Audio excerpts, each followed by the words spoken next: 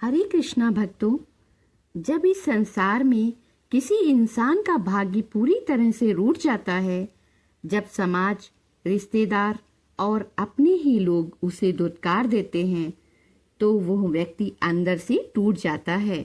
उसे लगता है कि अब जीवन में केवल अंधकार बचा है। लेकिन क्या आप जानते हैं कि जब साक्षात विधाता भी किसी को त्याग दे, तब उसका उद्धार कौन करता है? पुरुषोत्तम मास के इस छठे अध्याय में एक ऐसा रहस्य छिपा है जो आपके जीवन से हर निराशा को हमेशा के लिए मिटा देगा। पिछले अध्याय में हमने सुना था कि कैसे मलमास अपने अपमान से दुखी होकर रोता हुआ बैकुंठ में भगवान विष्णु के चरणों में गिर पड़ा था। आज के इस छठे अध्याय में हम जानेंगे भगवान विष्णु इस अनाथ और रोते हुए मलमास को लेकर इस पूरे ब्रह्मांड के सबसे तेजस्वी धाम यानी गोलोक धाम में प्रवेश करने जा रहे हैं। आखिर वहां क्या हुआ? जब गोलोक के स्वामी साक्षात भगवान श्री कृष्ण के सामने यह रोता हुआ मलमास पहुंचा, तो श्री कृष्ण ने क्या कहा? और इस अध्याय के महत्व को समझाने के लिए आज हम आपको एक परम भक्ति की ऐसी दुर्लभ कहानी भी सुनाएंगे, जिसे सुनकर आपकी आंखों में आंसू आ जाएंगे कि कैसे भगवान दुनिया के ठुकराए हुए इंसान को अपनी छाती से लगा लेते हैं। आज की इस कथा को पूरे ध्यान से और अंत तक सुनिएगा। चलिए इस दिव्य यात्रा पर साथ चलते हैं। भक्तों, कथा में प्रवेश करने से पहले हम अपने मन और वाणी को पवित्र करने के लिए भगवान लक्ष्मी नारायण और राधा कृष्ण के चरणों का ध्यान करते हैं। अपने हाथ जोड़ लीजिए और मन ही मन दोहराइए, हे प्रभु, मेरे मन के विकारों को दूर करें। हे नारायण, आपकी इस पावन कथा को कहते और सुनते समय हमारे हृदय में केवल आपकी भक्ति का वास हो। आइए प्रेम से जयकारा लगाते हैं। पुरुषोत्तम भगवान की जय, लक्ष्मी नारायण भगवान की जय। भक्तों, ये कथा देव ऋषि नारद और भगवान नारायण के बीच का वो परम पवित्र संवाद है जिसे महर्षि वेदव्यास जी ने पुराणों में दर्ज किया है। नैमिषारण्य तीर्थ में जब सूत जी महाराज इस कथा को सौनक आदि ऋषियों को सुना रहे थे, तो ऋषिगण मंत्रमुग्ध हो गए थे। आइए हम भी उसी भाव से इस छठे अध्याय की अमृतमयी कथा का श्रवण करते हैं। नारायण जी कहते हैं, हे नारद, जब मलमास ने बैकुंठ में आकर अपनी करुण पुकार लगाई, तो मेरा हृदय द्रवित हो उठा। मैंने उसे सांत्वना दी और कहा कि तुम चिंता मत करो, मैं तुम्हारा हाथ कभी नहीं छोड़ूंगा। भगवान विष्णु चाहते तो बैकुंठ में ही मलमास का सारा कष्ट एक क्षण में दूर कर सकते थे, लेकिन प्रभु उसे ब्रह्मांड का सबसे उत्तम वरदान देना चाहते थे। इसलिए भगवान विष्णु ने अपनी सवारी पक्षीराज गरुड़ जी का स्मरण किया। भगवान विष्णु ने उस रोते हुए कांपते हुए मलमास का हाथ पकड़ा और उसे गरुड़ जी की पीठ पर अपने साथ बैठा लिया। इसके बाद साक्षात बैकुंठनाथ उस निराश्रित महीने को लेकर गोलोक धाम की ओर चल पड़े। उड़ते उड़ते जब गरुड़ जी गोलोक धाम की सीमा के पास पहुंचे, तो दूर से ही एक ऐसा दिव्य प्रकाश दिखाई दिया जिसकी तुलना इस भौतिक संसार के करोड़ों सूर्यों से भी नहीं की जा सकती। गोलोक धाम का तेज इतना प्रचंड था कि साक्षात महाविष्णु के नेत्र भी कुछ पलों के लिए बंद हो गए। मलमास तो उस तेज को देखकर बुरी तरह डर गया। वो डर के मारे भगवान विष्णु के पीले वस्त्रों के पीछे छिप गया। भगवान विष्णु जी मुस्कुराए।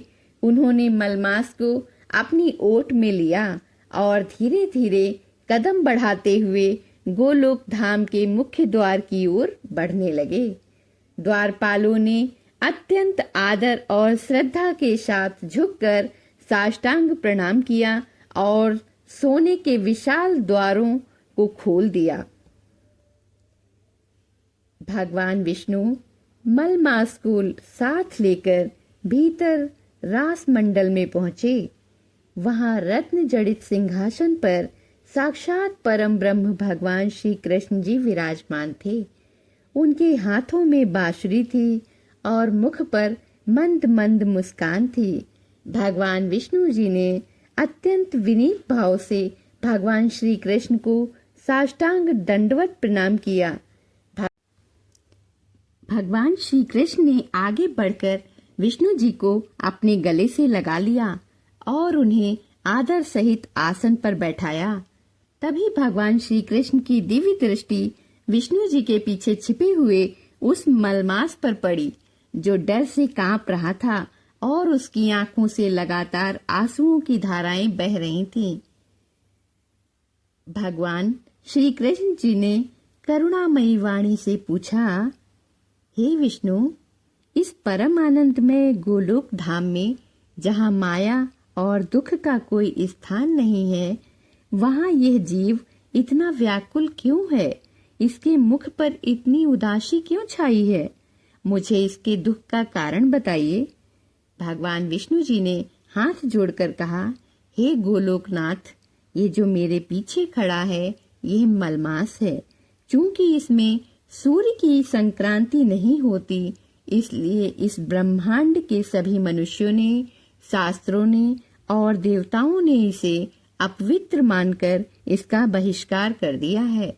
लोग इसके समय में कोई भी शुभ कार्य नहीं करते, इसे अपशकुन मानते हैं। हे प्रभु, समाज के इस भयानक अपमान और तानों से तंग आकर यह मलमास आत्महत्या करने जा रहा था, लेकिन ये रोता हुआ मेरी शरण में बैकुंठ आया। मुझसे इसका रोना देखा नहीं गया। मैं इसका हाथ पकड़कर आपके चरणों में लाया हूँ। अब इस अनाथ का आपके सिवा कोई दूसरा रक्षक नहीं है। कृपा करके इसके इस घोर दुख को दूर कीजिए। भक्तों, भगवान विष्णु जी ने मलमास का हाथ थामकर जो उदारता दिखाई, वो ये बताती है कि भगवान कभी अपने बच्चों को अकेला नहीं छोड़ते।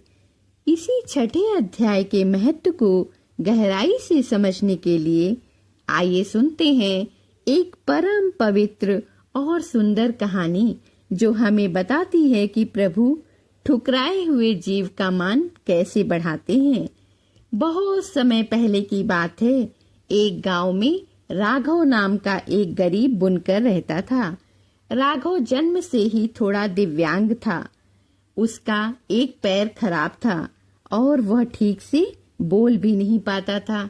वो दिन रात भगवान कृष्ण जी की भक्ति में लीन रहता था और चरखे पर सूत काटकर कंबल बुना करता था।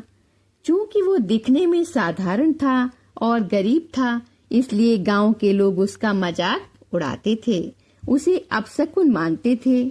जब गांव में कोई शुभ कार्य, शादी, ब्याह या पूजा होती तो लोग राघव को वहां आने से मना कर देते थे।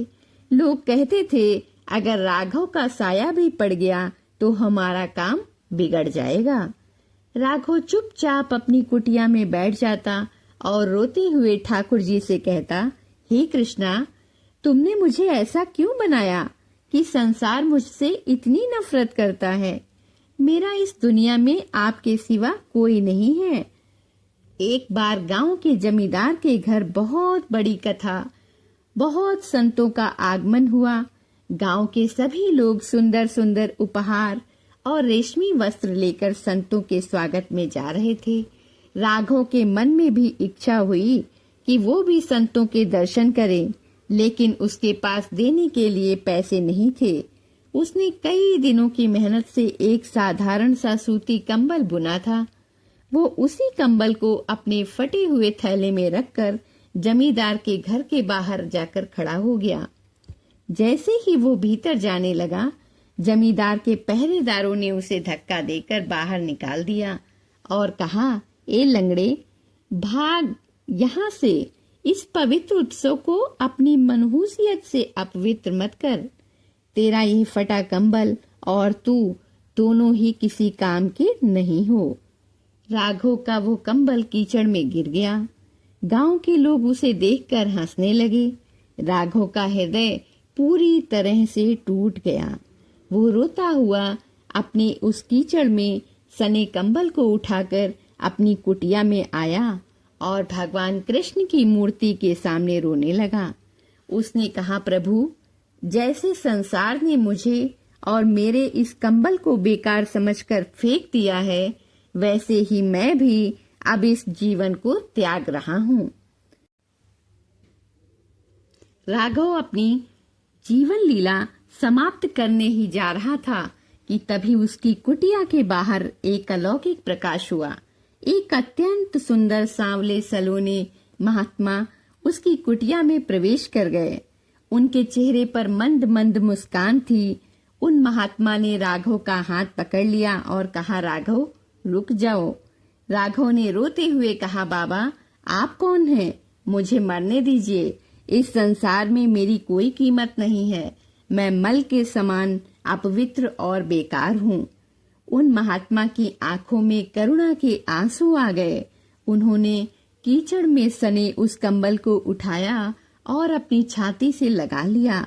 महात्मा बोले, राघव, जिसे दुनिया बेकार कहती है वो मेरे लिए सबसे अनमोल है। दुनिया ने तुम्हारे इस कंबल का मूल्य नहीं समझा, लेकिन मुझे कड़कड़ाती ठंड में ओढ़ने के लिए इसी कंबल की जरूरत थी।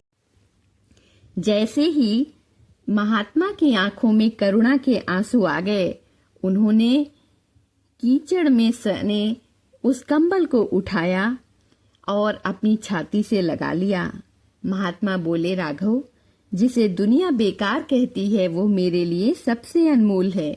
दुनिया ने तुम्हारे इस कंबल का मूल्य नहीं समझा, लेकिन मुझे कड़कड़ाती ठंड में ओढ़ने के लिए इसी कंबल की जरूरत थी। जैसे ही महात्मा ने उस कंबल को ओढ़ा, राघव की आंखें फटी की फटी रह गईं। साक्षात चतुर्भुज रूप में भगवान नारायण और मुरलीधारी श्री कृष्ण उसके सामने प्रकट हो गए। जो कंबल कीचड़ में सना था वो साक्षात दिव्य स्वर्णमयी वस्त्र में बदल गया। भगवान ने राघव को गले से लगाया और कहा, राघव, आज से तुम अनाथ नहीं हो, तुम मेरे सबसे प्रिय भक्त हो। जो लोग तुम्हें अपशकुन कहते थे, आज से वे तुम्हारे दर्शन करके अपने दिन की शुरुआत करेंगे। अगले ही दिन पूरा गांव अचंभित रह गया जब उन्होंने देखा कि जमींदार और बड़े बड़े विद्वान पंडित राघव के पैरों में गिरे हुए थे, क्योंकि भगवान ने खुद जमींदार को सपने में आकर राघव की महिमा बताई थी। भक्तों, विचार कीजिए, जैसे इस कहानी में दुनिया के ठुकराए हुए गरीब राघव और उसके फटे कंबल को साक्षात भगवान ने अपनी छाती से लगा लिया, ठीक वैसे ही इस छठे अध्याय में संसार के ठुकराए हुए मलमास को भगवान विष्णु जी ने लावारिस नहीं छोड़ा। वे उसका हाथ पकड़कर गोलोक धाम ले गए। ये अध्याय और ये कहानी हमें ये सिखाती है कि दुनिया चाहे आपको कितना भी कमतर समझे, चाहे आपके जीवन में कितनी भी परेशानियां हों, अगर आप ईश्वर की शरण में हैं तो आपका कल्याण निश्चित है। पुरुषोत्तम मास में की गई भक्ति कभी खाली नहीं जाती। जो भगवान विष्णु और श्री कृष्ण जी की शरण में आ जाता है, उसका जीवन धन्य धन्य हो जाता है। नैमिषारण्य में सूत जी महाराज सौनिक आदि ऋषियों से कहते हैं, हे ऋषियों, जब भगवान विष्णु ने मलमास की यह व्यथा श्री कृष्ण जी को सुनाई, तो आगे श्री कृष्ण जी ने जो लीला रची उसे सुनकर देवताओं के राजा इंद्र भी हैरान रह गए। भगवान श्री कृष्ण जी इस मलमास को अपना कौन सा गुप्त वरदान देने वाले हैं, ये हम कल के 7वें अध्याय में सुनेंगे। तो मेरे प्यारे भक्तों, ये थी पुरुषोत्तम मास महात्म्य के 6ठे अध्याय की कथा और उससे जुड़ी एक परम पावन कहानी। अगर आज की इस कथा और राघव की कहानी ने आपके हृदय को छुआ हो तो इस वीडियो को एक लाइक जरूर दीजिएगा। अपने मित्रों और परिवार के साथ इसे व्हाट्सएप पर जरूर शेयर करें ताकि इस महीने में उन्हें भी यह पुण्य कथा सुनने का सौभाग्य मिले। कमेंट में पूरी श्रद्धा के साथ जय श्री कृष्ण या पुरुषोत्तम भगवान की जय लिखना ना भूलें। आपकी हाजिरी सीधे प्रभु के चरणों में लगेगी। अगर आप ऐसी ही दिव्य और भावपूर्ण कथाएं रोज सुनना चाहते हैं तो चैनल को अभी सब्सक्राइब करके बेल आइकन को ऑल पर सेट कर लें ताकि कल सुबह 7वें अध्याय की कथा का नोटिफिकेशन आपको सबसे पहले मिले। भगवान पुरुषोत्तम आप सभी की झोलियां खुशियों से भर दें। कल फिर मिलते हैं अगले अध्याय के साथ।